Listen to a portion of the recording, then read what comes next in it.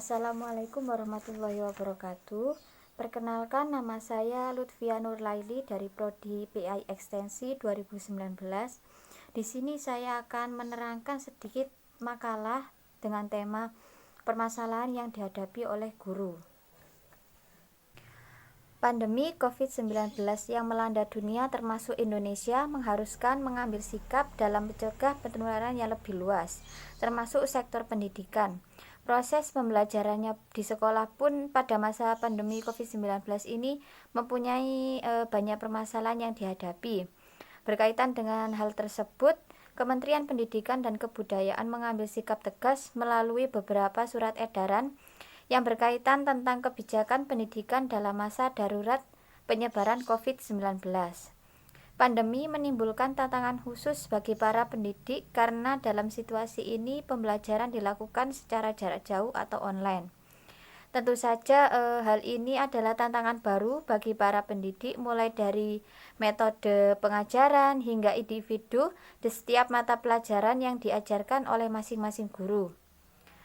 Pendidikan sendiri merupakan hubungan antara guru dengan siswa untuk mencapai tujuan pendidikan yang muncul di sekolah tersebut, di lingkungannya. Siswa akan menjadi faktor penentu sehingga dapat mempengaruhi segala kebutuhan untuk mencapai tujuan belajar. Pembelajaran selama pandemi COVID-19 ini mengakibatkan perubahan yang luar biasa, seolah seluruh jenjang pendidikan termasuk sekolah SD, SMP, SMA dipaksa bertransformasi untuk beradaptasi secara tiba-tiba untuk melakukan pembelajaran dari rumah melalui media daring atau online. Hal ini tentu bukanlah yang mudah karena sepenuhnya belum siap karena problematika dunia pendidikan, yaitu belum seragamnya proses pembelajaran baik standar maupun kualitas capaian pembelajaran yang diinginkan. Hal ini tentu dirasa berat oleh pendidik dan peserta didik pembelajaran jarak jauh dengan menggunakan media daring yang mengharapkan siswa bisa mengikuti pembelajaran secara maksimal. Pengertian dari pembelajaran daring itu sendiri yaitu pembelajaran yang dilakukan secara online dan menggunakan aplikasi pembelajaran maupun jejaring sosial. Pembelajaran daring ini dilakukan tanpa melakukan tatap muka. Tetapi pembelajaran daring ini dilakukan melalui platform yang telah tersedia. Segala bentuk materi pelajaran didistribusikan secara online. Komunikasi pun juga dilakukan secara online dan tes juga dilakukan secara online. Media-media yang dapat digunakan oleh guru dalam proses pembelajaran berbasis daring ini yang pertama adalah blog. Blog merupakan media alternatif yang dapat digunakan oleh guru untuk menyampaikan materi pembelajaran kepada peserta didik. Dalam blog dapat dikemas tulisan, gambar, bahkan link yang dapat ditampilkan. Dengan blog, guru dapat berkreativitas mengemas materi pembelajaran yang disesuaikan dengan kondisi sekolah dan siswa. Yang kedua adalah YouTube. Hampir seluruh sektor dapat menggunakan media ini. Dalam ranah pendidikan, YouTube juga dijadikan media alternatif dalam menyebarkan materi pembelajaran. Pembelajaran tatap muka dapat digantikan dengan YouTube. Guru menyiapkan video dapat berupa rekaman dirinya mengajar atau bentuk slide dengan diisi suara guru. Yang ketiga adalah Zoom Meeting dan Google Meet. Zoom Meeting dan Google Meet memberikan kelebihan komunikasi dua arah. Hal itu memberikan sensasi sebagaimana halnya mengajar tatap muka. Guru dapat lebih interaktif dengan peserta didik, begitupun sebaliknya. Yang keempat, Google Classroom. Google Classroom atau ruang kelas Google ini merupakan suatu tempat pembelajaran online yang dapat memudahkan guru dalam memberikan informasi, membagikan materi pembelajaran, serta melakukan penilaian. Dan yang terakhir adalah WhatsApp. Melalui aplikasi WhatsApp ini, guru dapat memberikan materi pembelajaran dalam bentuk pesan singkat atau chat. Namun dalam WhatsApp ada beberapa kekurangan yang perlu diketahui, seperti pesan yang sebelumnya dikirim jika sudah lama kemungkinan tidak bisa lagi diakses, serta layanan video call hanya terbatas beberapa orang saja. Poin yang ketiga yaitu kelebihan dan kekurangan pembelajaran berbasis daring. Yang pertama adalah kekurangan pembelajaran daring atau online, yaitu sulitnya untuk mengontrol mana siswa yang serius mengikuti pembelajaran dan mana yang tidak.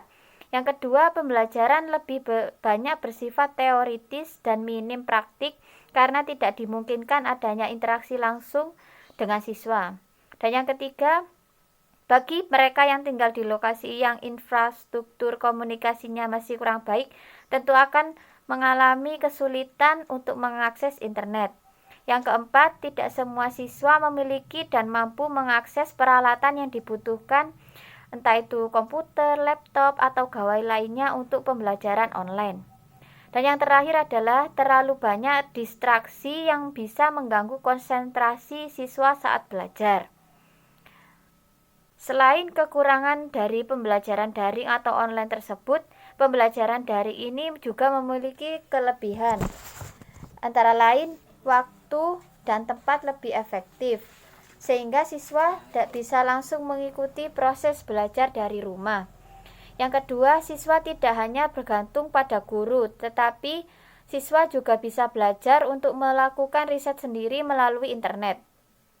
Yang ketiga, otomatis siswa dilatih untuk lebih menguasai teknologi informasi yang terus berkembang. Yang terakhir adalah menumbuhkan kesadaran pada siswa bahwa gawai itu bisa digunakan untuk hal-hal yang lebih produktif dan mencerdaskan, tidak hanya untuk bermain sosial media dan game. Poin yang terakhir adalah permasalahan yang dihadapi guru pada era pandemi sekarang ini. Dalam proses pembelajaran, banyak problematika yang dihadapi oleh guru sebagai pendidik yang terbagi menjadi beberapa indikator sebagai berikut. Yang pertama, proses penyampaian materi pembelajaran.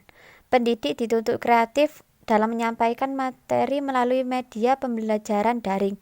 Hal ini juga perlu disesuaikan dengan jenjang pendidikan dalam kebutuhannya. Dampaknya juga akan menimbulkan tekanan fisik maupun psikis mental. Maka dari itu, pemikiran yang positif, kreatif, dan inovatif dapat membantu mengatasi berbagai problematika dalam proses pembelajaran jarak jauh dengan menerapkan media pembelajaran daring yang menyenangkan sehingga menghasilkan capaian pembelajaran yang tetap berkualitas. Yang kedua adalah proses interaksi dengan siswa dalam proses pembelajaran. Interaksi atau hubungan timbal balik antara guru dan siswa itu merupakan syarat utama dalam proses pembelajaran. Dalam hal ini juga guru tidak hanya menyampaikan materi saja, melainkan guru melakukan penanaman sikap dan nilai pada diri siswa yang sedang belajar dalam rangka mencapai hasil belajar yang optimal. Pembelajaran daring ini menurut guru dirasa belum terlaksana secara efektif karena guru tidak bisa sepenuhnya memantau peserta didik ketika belajar dan tidak mengetahui perkembangannya. Dan untuk peserta didik pada jenjang sekolah dasar masih dirasa terlalu susah untuk menerapkannya. Apalagi pembelajaran ini dirasa menjenuhkan karena tidak ada interaksi secara langsung dengan teman. Poin yang ketiga adalah kualitas pemberdayaan sarana dan elemen dalam pembelajaran. Yang keempat, mengelola bahan ajar untuk disampaikan dalam proses pembelajaran. Aspek penting dalam meningkatkan keterampilan pembelajaran jarak jauh harus ditingkatkan dengan diantaranya dengan program pelatihan guru-guru dalam menggunakan teknologi informasi dan komunikasi. Untuk kelancaran dan pembelajaran jarak jauh, guru tidak cukup hanya memiliki keterampilan teknologi dasar, seperti contoh menggunakan komputer dan tersambung ke internet saja, tetapi juga pengetahuan untuk menggunakan perangkat rekaman dan perangkat lunaknya, serta metode untuk menyampaikan pelajaran tanpa interaksi tatap muka, seperti contohnya membuat video pembelajaran yang menarik. Keterampilan tersebut akan diperlukan ketika akan menggunakan platform belajar daring atau online.